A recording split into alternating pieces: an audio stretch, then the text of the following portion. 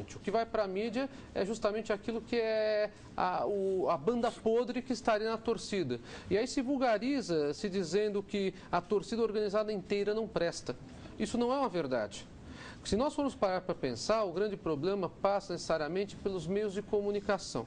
Se os meios de comunicação derem um pontapé inicial para buscar entender melhor o que acontece dentro de uma torcida organizada, eles poderão ajudar a mudar uma cultura que infelizmente se instaurou no país contra as torcidas organizadas e não contra as pessoas ruins. Com certeza. Torcidas organizadas existem em toda parte do mundo, aonde existe o futebol. E o Brasil tem no futebol uma das expressões de sua cultura histórica durante todo o século XX e agora no século XXI. A torcida organizada faz essa parte dessa festa. Imagine você um futebol no estádio sem torcida organizada e sem samba. Como ia ser o espetáculo, né? Exatamente. E é que nem o promotor falou, recentemente nós fizemos uma ação com a Santa Casa de Misericórdia, onde a gente queria levar o torcedor para doar sangue, para incentivar. A gente desenvolve 4 ações sociais bem feitas por ano, né? E a gente levou centenas de torcedores, era a véspera de um clássico, uma demanda muito grande, levamos centenas de torcedores para doar sangue, e incentivando.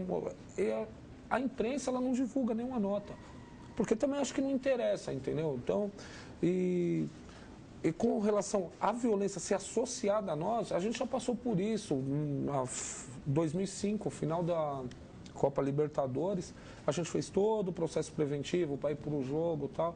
Aí quebraram a Avenida Paulista inteira nas comemorações. Nós recebemos um processo de dissolução que nos desgastou, porque a imprensa, entre aspas, colocou chifre e rabo, mostrou para a imprensa que a gente era diabo, e assim ficou feito, e a gente teve que provar que não foi a gente, porque na hora que quebrou a gente estava dentro do estádio.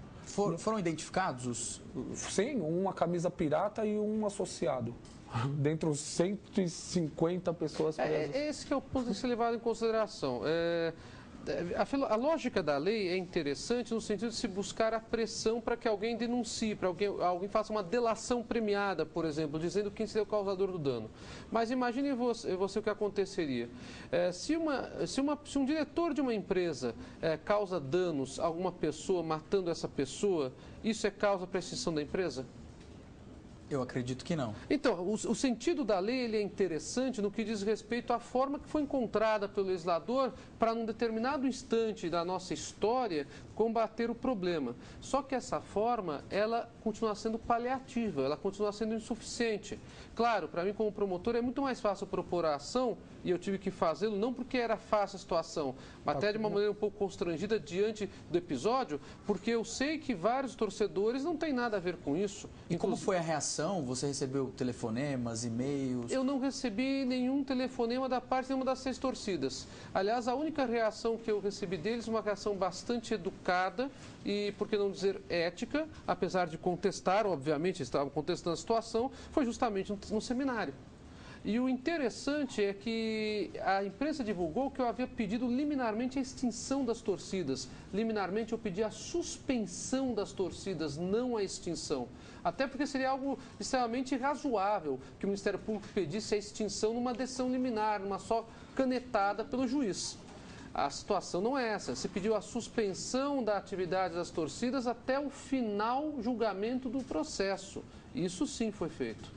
E até o momento a discussão gira em torno de poder valorizar um pouco mais o trabalho das torcidas.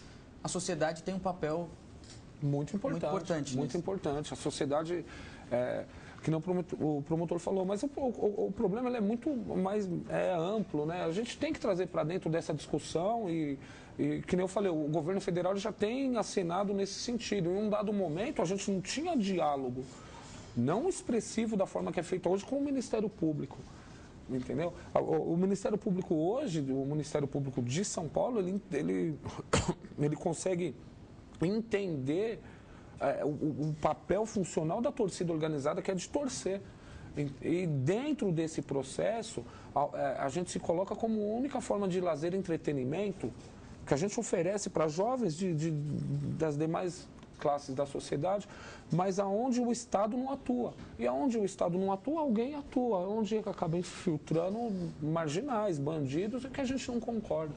Fugindo um pouco do tema, mas que tem relação, com certeza, com relação à Copa em 2014, a segurança nos estádios, A Lei Geral da Copa já suspendeu o artigo que proíbe a venda e vai ficar, pelo que me parece, por conta de cada estado. O álcool tem a ver com a violência também, na sua opinião, doutor? Não é nem na minha opinião, a experiência histórica revela que sim. O que o Ministério Público, inclusive, tem feito, um pouco antes da Lei Geral da Copa ter sido aprovada, o Conselho Nacional dos Procuradores Gerais do país inteiro foi até Brasília conversar com os deputados, conversar com o relator da comissão e do projeto, justamente para que isso não passasse. E por conta dessa temeridade é que, ao invés deles aprovarem uma liberação geral e restrita, eles destinaram para que cada estado decidisse a situação. São Paulo tem uma legislação própria a esse respeito. O problema não está em apenas se tomar um gole de uma bebida.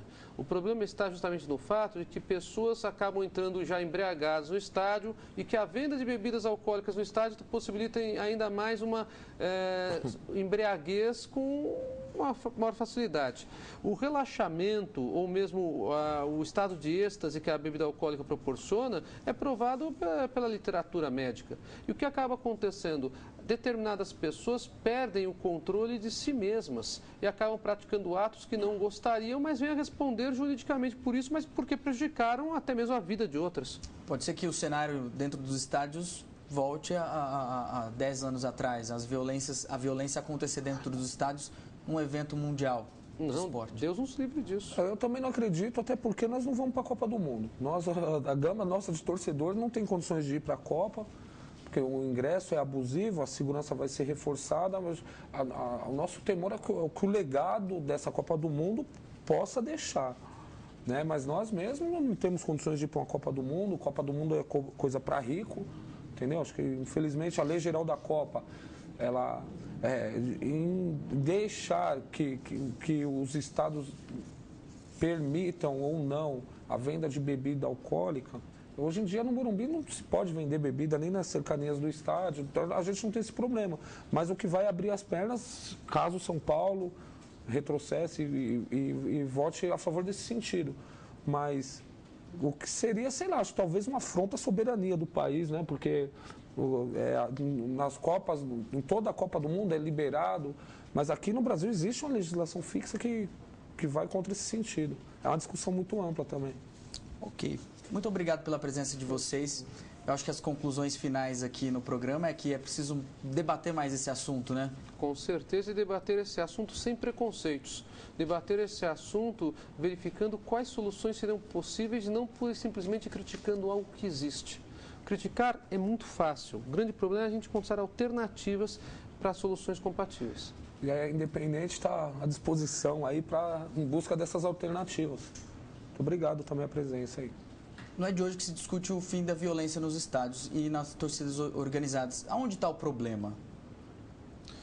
O problema está no berço, está na educação das pessoas. Só que esse problema existe dentro de uma torcida organizada, existe dentro de uma favela, mas também existe dentro de uma mansão na área mais rica de São Paulo e existe dentro de uma empresa multinacional. Então é preciso que a sociedade abrace a causa da violência e não determine... Com certeza. Não indique falar que torcida organizada é violenta, porque não é. Isso está mais do que provado.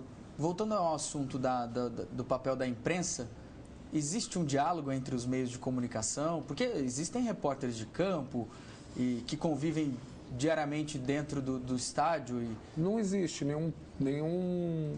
A nossa relação com a imprensa, ela é amistosa, digamos, mas a nossa relação direta com a imprensa, a relação da violência, dos setores da sociedade que integram todo esse processo de violência, a imprensa eu acho que ainda está excluída, ela não faz parte diretamente desse processo. Como que o Estado de São Paulo está nessa discussão? Porque a violência nos estádios acontece em todo o Brasil, né? No Nordeste, no Centro-Oeste, no Sul e aqui no Sudeste.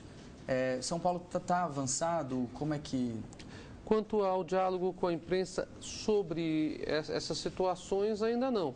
Eu estou, inclusive, pensando em discutir com os meus colegas do Ministério Público uma aproximação com a imprensa para que a gente possa trazer a imprensa para esse campo de discussões. Acho bastante apropriado, até mesmo porque a imprensa tem um poder invisível, que é o poder do convencimento. E isso acaba afetando a opinião pública? Com certeza. Interfere no processo também? Com certeza. Vejam só o caso do noticiário, que já acabou condenando 6 torcidas sem mesmo elas serem condenadas, dando oportunidade para que elas se defendam, quando o próprio promotor não chegou a pedir uma extinção numa canetada, mas pediu a suspensão das atividades. Para você ver o processo, como que a imprensa ela é importante dentro desse processo e que divulgue realmente, que faça parte das discussões, que indique também propostas para que sejam feitas. O monitoramento da imprensa ele é imprescindível. Muito obrigado pela presença de vocês. Agradece. Acho que a gente concluiu aqui que é preciso discutir, trazer a imprensa, trazer a sociedade nesse assunto que é tão importante para nós brasileiros, que somos todos apaixonados por futebol. E o Clipe Eletrônico fica por aqui.